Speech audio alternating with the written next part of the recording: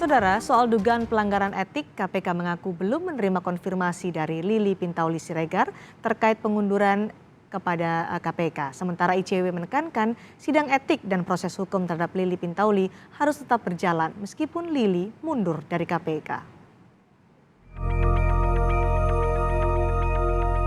Komisi Pemberantasan Korupsi merespon informasi yang beredar mengenai pengunduran diri Wakil Ketua KPK Lili Pintauli Siregar. Menurut PLT juru bicara KPK Ali Fikri, Lili belum mengkonfirmasi pengunduran dirinya kepada pimpinan KPK dan Lili Pintauli masih menjalankan tugas-tugasnya. Meski demikian, KPK mendukung proses penegakan etik terhadap Lili yang sedang dilakukan oleh Dewan Pengawas KPK. Informasi yang kami peroleh sampai dengan saat ini, pimpinan KPK Ibu Lili Pintauli Siregar belum mengkonfirmasi perihal tersebut dan masih berkonsentrasi menjalankan tugasnya serta agenda-agenda penugasan lainnya untuk beberapa waktu ke depan. Adapun mengenai proses di Dewan Pengawas KPK, tentu KPK mendukung proses penegakan etik yang sedang berlangsung di Dewan Pengawas KPK sebagaimana tugas dan wewenang dari Dewan Pengawas KPK yang diatur di dalam Undang-Undang KPK pasal 37 huruf B besar. Sementara Indonesia Corruption Watch terus mendesak Dewas KPK menjatuhkan sanksi berat berupa permintaan pengunduran diri kepada Lili Pintauli. Jika menolak mengundurkan diri, Dewas harus merekomendasikan pemberhentian Lili kepada Presiden Jokowi. Dugaan pelanggaran etik yang dilakukan Lili juga berkaitan dengan aspek hukum pidana, yaitu suap atau gratifikasi. Proses hukum harus tetap berjalan meskipun Lili nantinya sudah mengundurkan diri. Kami ingin mengingatkan kepada semua pihak bahwa dugaan pelanggaran yang dilakukan oleh saudari Lili tidak semata-mata hanya terkait dengan etik, namun kental dengan nuansa pidana, yaitu dugaan tindak pidana korupsi berupa gratifikasi atau suap. Maka dari itu, kami terus-menerus mendesak. Kami berharap Dewan Pengawas menjatuhkan sanksi berat kepada saudari Lili berupa permintaan agar yang bersangkutan mengundurkan diri, hengkang, dan menanggalkan jabatannya sebagai komisioner KPK. Sebelumnya, Wakil Ketua KPK Lili Pintauli Siregar diduga melanggar etik karena menerima dugaan gratifikasi dan akomodasi menonton MotoGP Mandalika Maret 2022. 2021, Lili Pintauli dihukum Dewas KPK dipotong gaji 40% selama 12 bulan karena berkomunikasi dengan Wali Kota Tanjung Balai yang ditangkap karena menyuap KPK. Dewas KPK telah menjadwalkan sidang etik Lili Pintauli pada 5 Juli 2022 atau Selasa pekan depan. Tim Liputan Kompas TV, Jakarta. Wakil Ketua KPK Lili Pintauli diminta mundur terkait pelanggaran etik. Kami akan mengupasnya bersama Lola Ester, peneliti ICW. Sebelumnya kami juga sudah menghubungi PLT juru bicara KPK Ali Fikri, namun belum ada respon dari KPK. Kita akan ke Mbak Ester terlebih dahulu. Mbak Ester, sebelum sidang etik dimulai 5 Juli 2022 ada isu bahwa Lili Pintauli Siregar mengundurkan diri dari KPK. Tapi pengunduran diri Lili Pintauli ini belum dikonfirmasi oleh KPK. Menurut Mbak Ester, tanggapan dari ICW? Ya, sebetulnya apa yang menjadi informasi atau berita yang beredar gitu ya, bahwa Ibu Lili Pintauli Siregar mengajukan pengunduran diri kepada KPK dari jabatannya sebagai komisioner itu tidak kemudian menghapus proses pertama sidang etik gitu ya, dan manakala ditemukan ada dugaan tindak pidana korupsi itu juga tetap bisa berjalan gitu, karena biar bagaimanapun peristiwa dan juga perbuatan yang dilaporkan itu kan berkaitan dengan perbuatan yang dilakukannya semasa ia menjabat sebagai komisioner KPK.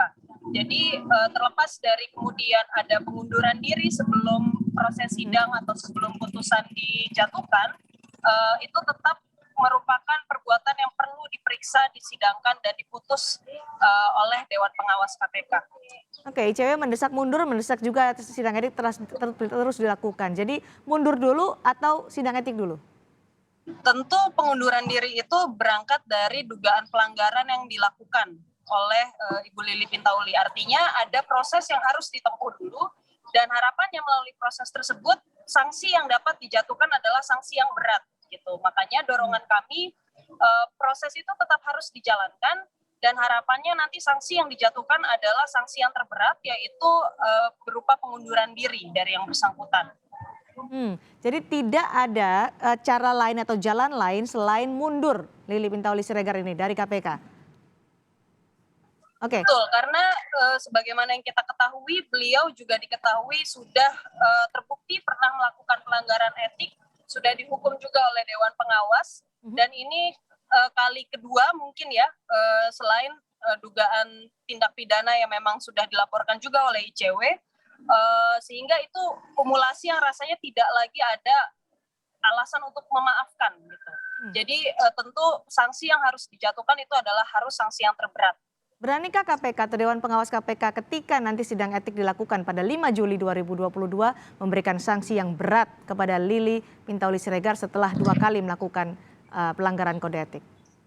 Tentu kami mendorong agar Dewan Pengawas menjatuhkan sanksi yang terberat, karena kalau misalnya tidak, kita justru perlu mempertanyakan kenapa kemudian hal tersebut tidak terjadi gitu. Dan harus diingat juga bahwa kalau misalnya Lili Pintauli menolak mengundurkan diri setelah dijatuhkan sanksi atau terbukti bersalah melalui sidang etik di Dewan Pengawas juga bisa merekomendasikan pemecatan gitu ya kepada Presiden Joko Widodo untuk kemudian mengeluarkan SK pemecatan atas nama Lili Pintauli Siregar. Kenapa harus ada Presiden Joko Widodo untuk bisa memecat Lili Pintauli Siregar jika ia menolak untuk mundur dari KPK? Karena memang Undang-Undang KPK yang baru mensyaratkan hal tersebut. Artinya Dewan Pengawas itu tidak bisa dengan leluasa menjatuhkan sanksi pemecatan, tapi itu harus melalui mekanisme pengeluaran surat keputusan dari Presiden. Gitu. Mbak Lola, ICW menyatakan bahwa ada irisan dengan aspek hukum pidana dari pelanggaran etik Lili Pintauli Siregar, yaitu suap atau gratifikasi. Apakah ini selesai hanya di sidang kode etik atau dibawa ke ranah berikutnya atau ranah hukum selanjutnya? Ya, tentu itu juga yang menjadi salah satu dorongan dari kami. Karena kalau misalnya jangan sampai isu ini kemudian dilokalisasi seolah-olah setelah menjalankan sidang etik kemudian diputus terbukti bersalah melanggar etik itu selesai begitu. Karena ada dimensi pidana tadi. Sebagaimana kita ketahui penerimaan gratifikasi itu diatur dalam pasal 12 huruf B besar di Undang-Undang Tindak Pidana Korupsi, dan itu bisa diproses secara pidana gitu ya. Kalau misalnya memang dia kemudian tidak melaporkan misalnya dalam waktu 30 hari sesuai pasal 12C besar, sehingga itu ada peningkatan, nantinya dia akan dianggap suap begitu. Jadi dalam hal tersebut dan dalam hal ini kan laporan yang disampaikan kepada Dewan Pengawas atas perbuatannya Lili Pintauli Siregar itu kan penerimaan gratifikasi ketika yang bersangkutan itu menerima fasilitas begitu ya ke sirkuit Mandalika, kemudian itu dijadikan salah satu dasar laporan gitu atas dugaan pelanggaran etik dan juga dugaan tindak pidana. Dengan demikian kalau misalnya sudah ada putusan dari Dewan Pengawas yang menyatakan bahwa yang bersangkutan itu terbukti melanggar etik, itu sebetulnya sudah bisa menjadi dasar awal untuk melakukan pelaporan ke aparat penegak hukum terkait soal dugaan tindak pidana korupsi berupa penerimaan gratifikasi yang dianggap suap.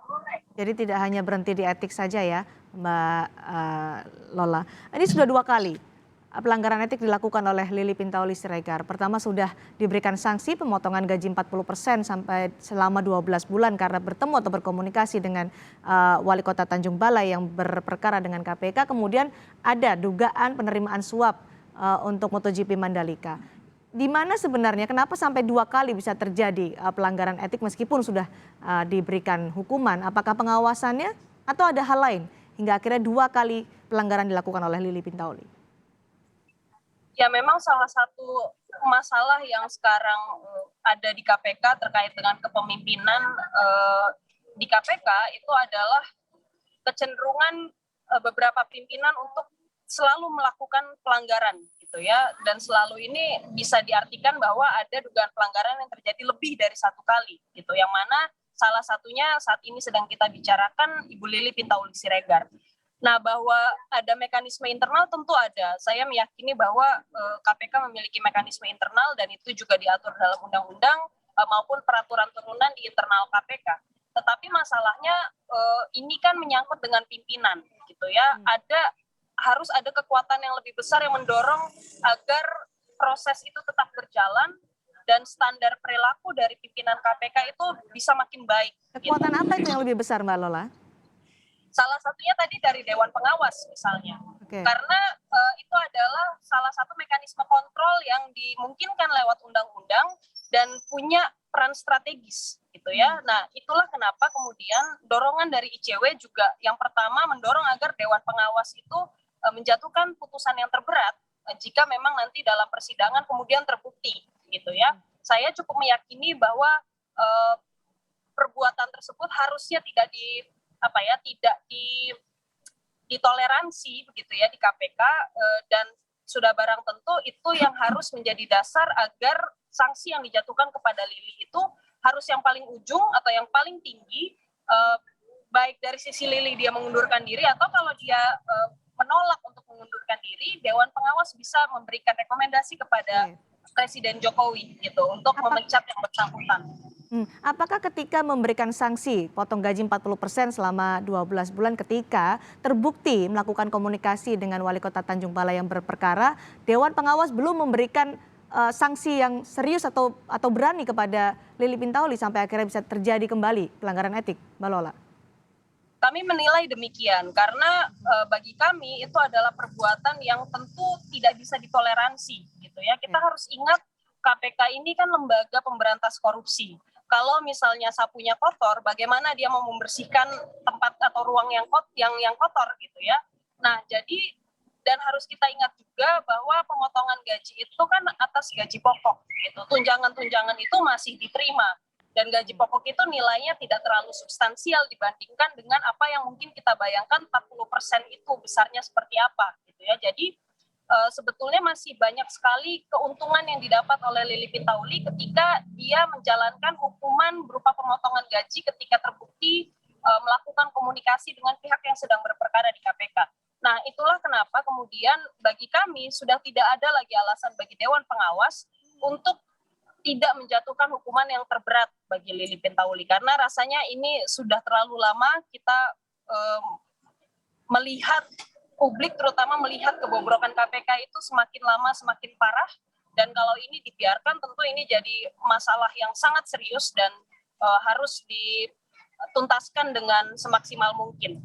Oke, Lili harus mundur artinya ada satu komisioner yang berkurang di jajaran komisioner KPK. Bagaimana mekanisme untuk menggantikannya dan bagaimana bisa mengembalikan lagi kepercayaan publik kepada KPK terutama pada komisioner supaya tidak ada lagi pelanggaran etik seperti ini, Mbak Lola? Kalau seandainya ada kekosongan satu jabatan karena KPK itu kepemimpinannya sifatnya kolektif kolegial, jadi harusnya itu dia masih bisa terantisipasi begitu ya karena memang pada akhirnya kesepakatan antar komisioner itu yang menjadi putusan akhir gitu ya. Memang kenapa kemudian jumlahnya ganjil tentu untuk salah satunya untuk mencegah deadlock kalau misalnya ada pengambilan keputusan begitu ya, tapi bukan berarti kepemimpinan sebanyak 4 orang komisioner lainnya itu tidak bisa berjalan. Kita tentu ingat ketika di masanya ada Pak Busro Mukodas, kemudian dia jadi dulu untuk menjalani mekanisme staggered gitu ya, perjenjangan sebelum ada 4 komisioner baru lainnya yaitu Bambang Wijoyanto, Abraham Samad dan lain-lain, itu pernah ada masa di mana kepemimpinan Pak Busro Mukodas habis sebelum 4 pimpinan yang lainnya dan itu tetap berjalan gitu. Jadi itu bukan sesuatu yang baru di KPK dan itu harusnya tidak menghambat kerja-kerja KPK terutama yang melibatkan komisioner. Dan kalau bicara soal bagaimana kemudian mengembalikan kepercayaan publik kepada KPK, ini tentu PR panjang. Publik sudah banyak kecewa dan ini ada berbagai peristiwa yang melatar belakangi hal tersebut, mulai dari pemilihan Firly Bahuri sebagai ketua KPK, kemudian kepada revisi Undang-Undang KPK dan sejumlah perbuatan atau peristiwa yang kemudian menunjukkan wajah komisioner KPK yang sebenarnya sangat problematik atau bermasalah begitu. Jadi ada Dewan Pengawas juga ya, Mbak Lola? Betul, termasuk juga dengan Dewan Pengawas. Jadi ada PR panjang yang sebetulnya dimiliki oleh KPK untuk bisa kembali meraih kepercayaan publik, dan itu harus dibuktikan, salah satunya buat saya momentum untuk menjatuhkan sanksi yang paling maksimal bagi Lili Pintauli Siregar. Kita tunggu nanti bagaimana sidang etik berjalan pada 5 Juli 2022. Terima kasih Lola Esther dari ICW telah bergabung bersama kami di Kompas Petang hari ini.